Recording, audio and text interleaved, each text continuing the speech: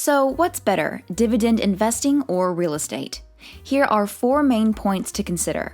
Number 1, which is easier to get started?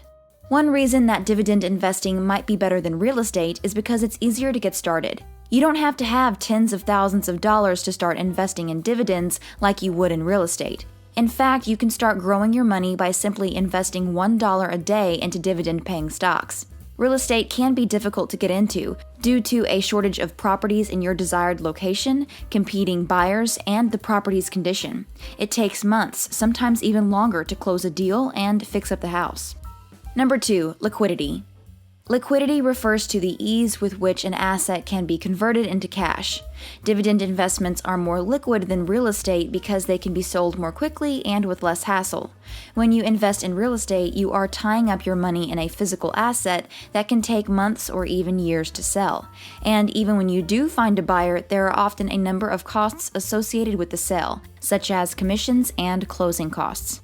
By contrast, dividend investments can be sold almost immediately, and there are usually no costs involved. This makes them a much more liquid investment than real estate. Number 3, control. When it comes to comparing and contrasting dividend investing to real estate, one aspect we have to look at is control. With dividend investing, you have no say-so in how a company is run. A company's board of directors could very easily decide to lower or eliminate dividend payments altogether. However, with real estate, you have more control on how much you want to charge for rent and how to get creative when it comes to cutting costs. For example, if you own an apartment complex, you could offer discounted rent to tenants who agree to do some light maintenance around the property. Or you could implement a pet policy that charges a monthly fee for tenants who have pets. As a result, real estate offers investors more control when it comes to maximizing profits. However, keep in mind that with more control comes more responsibility. With dividend investing, you can pretty much just sit back and collect a check. But with rental properties, you'll have to be more involved with the work. Before I move on to the last point, make sure you subscribe and click the bell. That way you'll be the first to see my next money-making video. Number 4, leverage. Borrowing money to finance the purchase of dividend stocks is generally a losing proposition. Stocks that pay decent dividends typically offer an annual return of 3 to 6%. So unless an investor can find a lender who will charge less than 3% interest, the costs associated with borrowing will exceed any income generated by the dividends.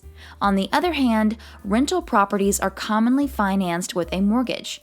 This is an example of leverage, which can amplify an investor's return on investment.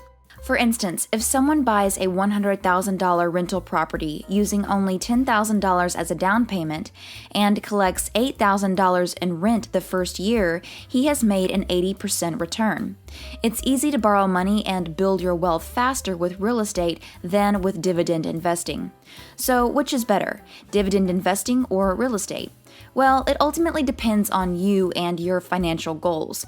You can always diversify and include both in your wealth building strategy. Click the video on the screen to see another money-making video.